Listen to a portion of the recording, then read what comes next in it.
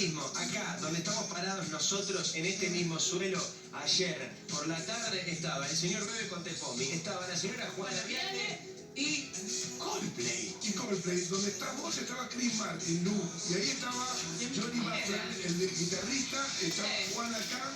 Que Juan ahora se fue a verlo. Juan se fue a verlo. Allá está en River. Iba a venir. El domingo va a estar entera en Almorzando con Juana, también la nota, el domingo en el 13, en Almorzando con Juana, que me invitó a almorzar. Vamos a ver el Encima de el otro y Garroneaste el almuerzo. El domingo voy a estar en el 13 con Juana, poniendo la nota completa. A ver, una nota, la verdad, la historia la pidieron ellos, eligieron ellos con quién hablar. Yo ya lo había entrevistado a Codplay 2 veces, una acá en Buenos Aires, en otra gira, y en Los Ángeles cuando lanzaron el último disco. Había estado varias veces con Chris Martin, Juan también fue parte de la entrevista, pero ellos querían agradecer a Argentina y eligieron Telenoche y Almorzando con Juana, eligieron en el 13 para agradecer a la Argentina. Obviamente aprovechamos para preguntarle más cosas. Quiero decir algo que vos no lo vas a decir, vamos a ir a la nota y mucha expectativa, porque vos sos un tipo de muchos años, mucha trayectoria, pero es un tipo humilde, un pibe más. No da notas Chris Martin, no es algo habitual, no es que a cada país donde va a dar una nota. De hecho, de esta gira creo que es la primera y única. Es la primera, él estuvo con Jimmy Fallon. La última vez que estuvo dando una nota fue con Jimmy Fallon, es el uno del mundo. Absolutamente. Directo acá a este estudio. No da notas, y cuando pidió la nota Codplay, dijeron vamos al canal, vamos a Canal 13. Porque yo dije, bueno, van a querer el hotel, así que bueno, vinieron acá y estuvieron acá. Codplay acá, en casa.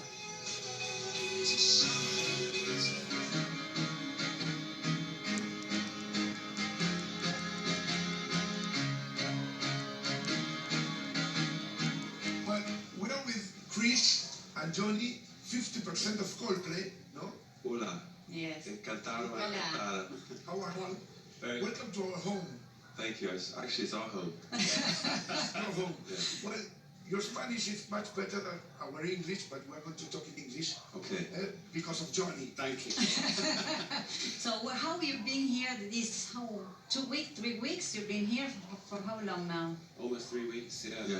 So you already have your ID, Argentinian ID, what's... Yeah. We already have. We're just so happy here. You're happy? The reason we wanted to do this interview is just to say thank you to everybody, because it's been a very special time for us, and we always love being here in Argentina, but this time it's like a nivel nuevo. But what is the difference that this I time don't is... know, maybe because el mundo es un poquito más miedo, like everything is more crazy, and so the power of love and joy is even more important. And for us as a band, when we play here, it's like when you charge your phone with power, you know what I mean? Yes. It gives us everything we need to go around the world. I feel that you became of the club of the Rolling Stones. The Rolling Stones played around the world, but here in Argentina, you are the new Argentine band. What I mean is, when they come here, they create a passion and a lot of love. And now you are in that league, you know? What I mean is that the Argentine adopted you. Maybe. I think all we do is just show the audience here how great they are. That's all we do. We're just a mirror. I went to see your show, and it's not just the only thing like the music, the letters. There's a big sense of love in everything. Yeah. Maybe when, just like every other human right now, is that we just need that power of connection, especially after COVID and everything that's happening in Ukraine and Iran and so many places. You know, we're so lucky to be free and able to do what we love in a place that we love. That we don't feel any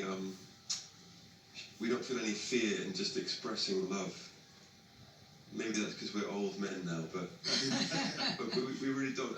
And there's just something here that really makes us feel alive.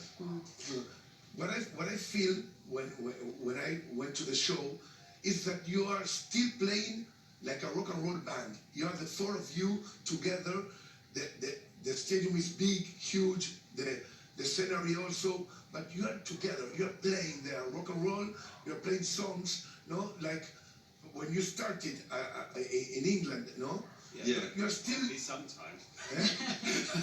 Sometimes we play rock and roll, baby, but sometimes we play soft rock. When we were playing in London a few months ago, Mick Jagger came to see us, and he said that's the power of soft rock. Because It was ironic. No, I think we have the spirit of rock and roll, because the spirit of rock and roll is about freedom of expression and being your real self. So we definitely have that. I don't know if you could call us a rock band anymore, because we do some different things, but it's important to us that it's always the four. And what's that recipe to keep going there are 25 years, 20, no? Yeah. I think it's friendship and love and brotherhood. I think that as we've grown together, we've kind of realised that the only thing we have is each other. We really have to appreciate that, and that because maybe we didn't know that at the start. I think you could just think, well, we're here because we're going to be great, and whereas now it's like, well, no, this is about friendship and caring and helping each other. Collaboration. Yeah. Collaboration. There is much more than music in the show. Do you get involved? Do you decide things, or what's happening beside music? I mean, Yeah, of course. Everything that's going on. Everything. You got involved? Everything. The four of you? Yeah, everything. Yeah. Because We want the fire. especially now, music and visuals are kind of the same thing now with TikTok and with Instagram. Most music has an image with it, and it's the same in a concert. So, for example, we played a song 3 nights ago. We tried to change it up, and we played a song, and all of us were like, it was the wrong decision, and it was the wrong visual, and you can tell that we're like, oh fuck, So if the lights or the effect, if they're not correct, it makes you feel weird. So everything has to tie together.